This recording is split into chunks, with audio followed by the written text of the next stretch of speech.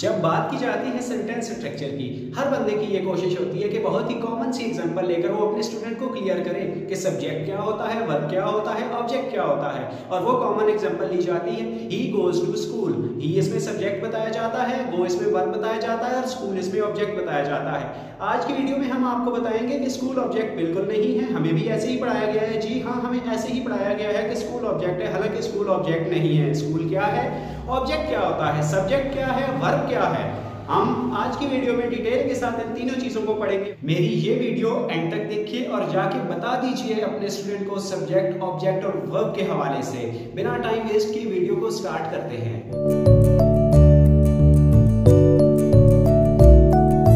Subject के ऊपर discuss कर लेते हैं पहले कि सब्जेक्ट क्या होता है। किसी भी सेंटेंस के अंदर सब्जेक्ट वो बंदा या चीज होती है जो कोई एक्शन परफॉर्म करता है। दूसरे लफ्जों में subject is a person or things who performs an action of verb।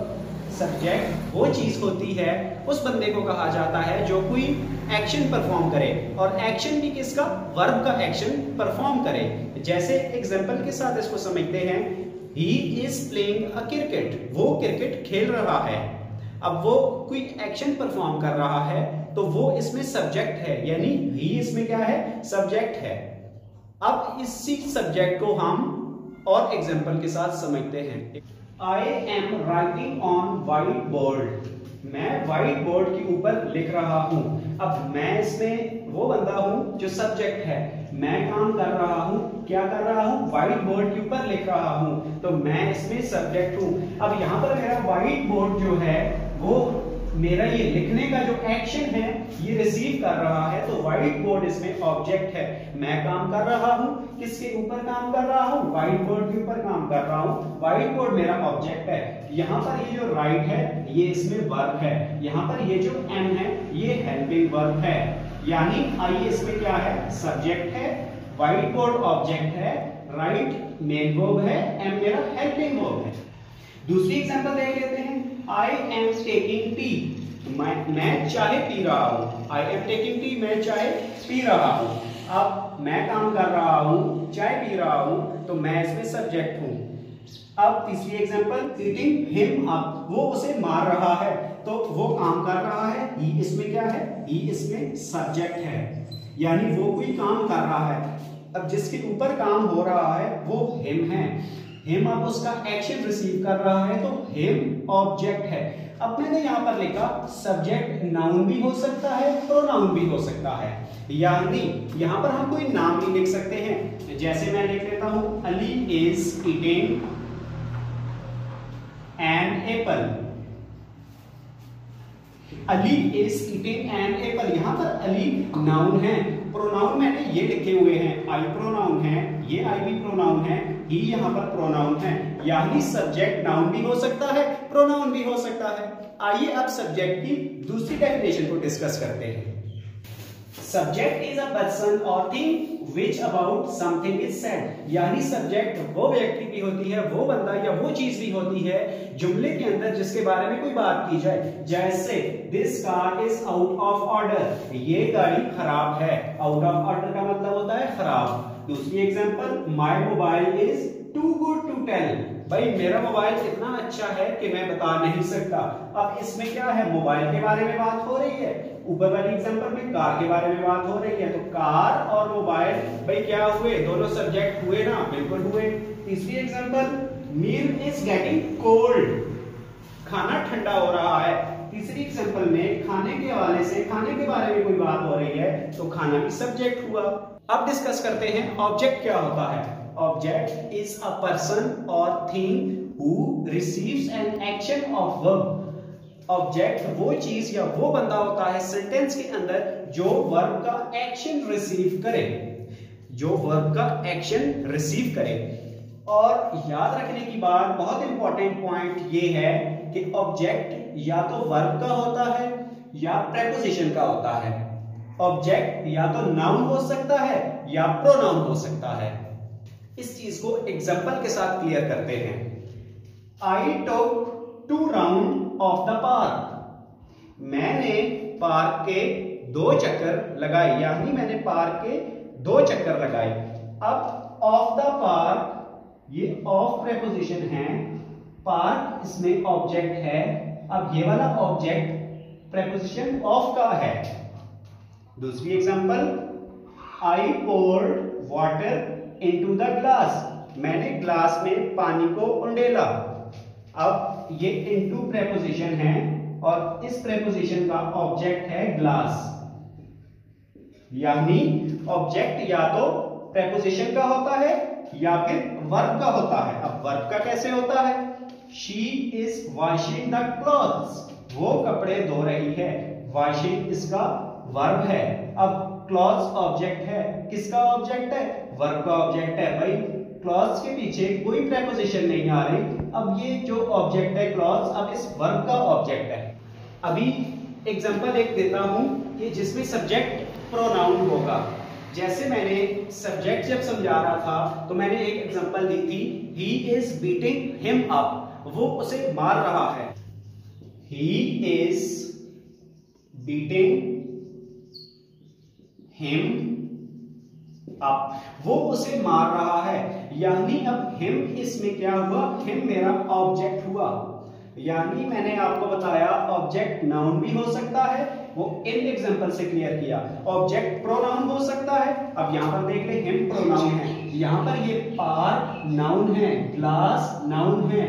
Par object है इस प्रेपोजिशन का, ग्लास ऑब्जेक्ट है इस प्रेपोजिशन का, यहां पर हिम ऑब्जेक्ट है इस वर्ब का। ये वर्ब का ऑब्जेक्ट है और किस तरह का ऑब्जेक्ट है? प्रोनाउन है। अब बहुत सारे स्टूडेंट एक कॉमन मिस्टेक करते हैं। जैसे मैं जुमला लिखता हूं यहां पर, he goes to school, he goes to school, यहां पर ही सब्जेक्ट तो है, गो इसमें वर्ब भी है, लेकिन अब टू प्रेपोजिशन होने की वजह से ये स्कूल हरगिज़ ऑब्जेक्ट नहीं होगा। ये स्कूल हम कभी भी नहीं कह सकते कि ये ऑब्जेक्ट है, ना, ऐसी बात नहीं है। स्कूल ऑब्जेक्ट नहीं है। अच्छा, स्कूल ऑब्जेक्ट नहीं है तो क्या हुआ? अभी फिर आप कहेंगे कि सर आपने कहा था टू प्रेपोजिशन आ जाए तो आगे जो चीज आती है वो ऑब्जेक्ट हो जाता है, ना। टू प्रेपोजिशन है, ठीक है, लेकिन स्कूल इसमें एडवर्ब ऑफ प्लेस है। मैंने आपको ऑब्जेक्ट की डेफिनेशन जब ऊपर बताई तो ये बताया हुआ है कि ऑब्जेक्ट वो चीज होती है जो वर्ब का एक्शन रिसीव करे। अब ये स्कूल हमारा या मेरे वर्ब का एक्शन थोड़ी ना रिसीव कर रहा है, गो जाना वर्ब है। यहां पर एक और बात याद रखें कि गो इंट्रांजिटिव वर्ब है, इसका ऑब्जेक्ट होता ही नहीं, तो स्कूल कभी भी ऑब्जेक्ट नहीं होगा, स्कूल एडवर्ब ऑफ प्लेस है। ये याद रखने की बात है। यहां तक अभी मैंने आपको सिखाया सब्जेक्ट क्या होता है, ऑब्जेक्ट क्या होता है। अब सेंटेंस का आखिरी पार्ट रह गया है वर्ब, उसके ऊपर डिस्कस करते हैं ना। वर्ब क्या चीज होती है?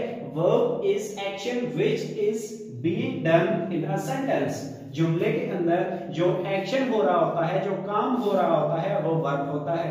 उर्दू के जितने जुमले जिनके आखिर में नून अलिफ ना आता है वो सारे वर्ब होते हैं। जैसे लिखना, उठना, बैठना, सोना, पीना, जागना, दौड़ना, ये सारे वर्ब हैं। अब वर्ब को हम कैटेगराइज करते हैं इंग्लिश लैंग्वेज के अंदर helping verb, action verb, linking verb, modal verb, static verb. फिर इनकी भी आगे टाइप्स होती हैं, transitive verb, intransitive verb, auxiliary verb होते हैं, फिर मीनिंगलेस वर्ब होते हैं, मीनिंगफुल वर्ब होते हैं, ये सारी चीजें। अब अगर अकेले वर्ब को देखा जाए तो इसकी टाइप्स के ऊपर 8 से 9 वीडियो हम शूट करेंगे। मुझे इस तरह मजा नहीं आ रहा कि एक एक एग्जांपल इंसान की देके टाइम पास कर दूं। अभी ये सब्जेक्ट और ऑब्जेक्ट मैंने आपको बताया, लेकिन वर्ब की एक हम वर्ब के ऊपर अलग से वीडियोस बनाएंगे। तो वैसे बता देता हूं, हेल्पिंग वर्ब जो होता है, helping verb is am are was verb, ये होते हैं हेल्पिंग वर्ब। उसके बाद मॉडल वर्ब के ऊपर जब आते हैं तो can, could, may, might, would, should, ये सारे हमारे पास मॉडल वर्ब होते हैं। एक्शन वर्ब की अगर बात की जाती है तो एक्शन के अंदर हमारे पास ईट, ड्राइव, बीट इस तरह के आ जाते हैं, यानी जिनसे हमें ये पता चले कि कोई काम कर रहे हैं, कोई एक्शन परफॉर्म हो रहा है, इसीलिए तो एक्शन वर्ब नाम दिया हुआ है।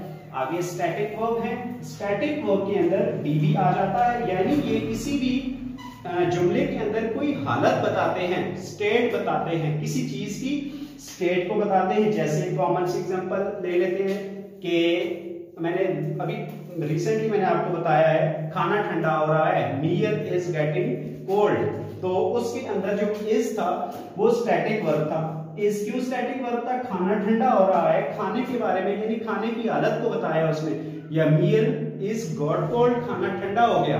अब खाने की स्टेट बता रहा है, हालत बता रहा है, तो यहाँ पर इज जो है वो वहां पर भी तो इधर इज क्या होगा, हमारा स्टैटिक वर्ब होगा, यानी किसी चीज की स्टेट बताता है। और वो बी की सारी फॉर्म्स आ जाती हैं, is, am, are, was, were, has, have, had, और इन तीनों के साथ बीन भी लगाते हैं। Linking verb is, am, are, was, were, look, seem, smell, taste, touch, ये कोई 16 एक होते हैं। यहाँ पर जगह कम होने की वजह से थोड़े लिखे हुए हैं मैंने। यानी लिंकिंग वर्ब का मतलब है जो सब्जेक्ट और ऑब्जेक्ट के दरमियान लिंक पैदा कर देते हैं। जैसे आई एम अ बॉय, मैं एक लड़का हूं, आई एम अ बॉय, तो एम लिंकिंग वर्ब है। अब एम किस तरह लिंकिंग वर्ब है? आई के दरमियान, आई और बॉय के दरमियान लिंक पैदा कर रहा है। जैसे यहां पर मैं लिख देता हूं आई एम ए बॉय। अब बॉय और आई के दरमियान जो चीज लिंक पैदा कर रही है, लिंक, वो लिंकिंग वर्ब है एम। एम को लिंकिंग वर्ब कहेंगे और वो मैंने लिखे हुए हैं। जितनी भी हमारी सेंसेस होती हैं वो सारे लिंकिंग वर्ब होते हैं। ये था वर्ब। अभी हम मजीद, मैंने बताया है आपको, हम वर्ब के ऊपर डिटेल के साथ वीडियोस बनाएंगे। ये तो सिर्फ मैंने आपको इसकी कैटेगरी और टाइप्स के थोड़े हल्का हल्का समझने इंट्रो दिया है सिर्फ वर्ब का। ये थी व्यूअर्स आज की हमारी वीडियो पार्ट्स ऑफ सेंटेंस के ऊपर, यानी इसमें हमने डिस्कस किया सब्जेक्ट, वर्ब और ऑब्जेक्ट को लेके। अगर आपको ये वीडियो अच्छी लगी हो या आपको इसमें कुछ थोड़ी बहुत चीज़ें भी सीखने को मिली हो तो वीडियो को लाइक करके अच्छे अच्छे कमेंट करें ताकि बंदा ना चीज़ की हौसला अफजाई हो जाए। और इस तरह की वीडियोस मैं आपके लिए लेके आता रहता हूँ। चैनल को सब्सक्राइब करना हरगिज़ ना भूलिए। तो मिलते हैं नेक्स्ट किसी वीडियो में, तब तक के लिए अपना बहुत सारा ख्याल रखिएगा। अल्लाह।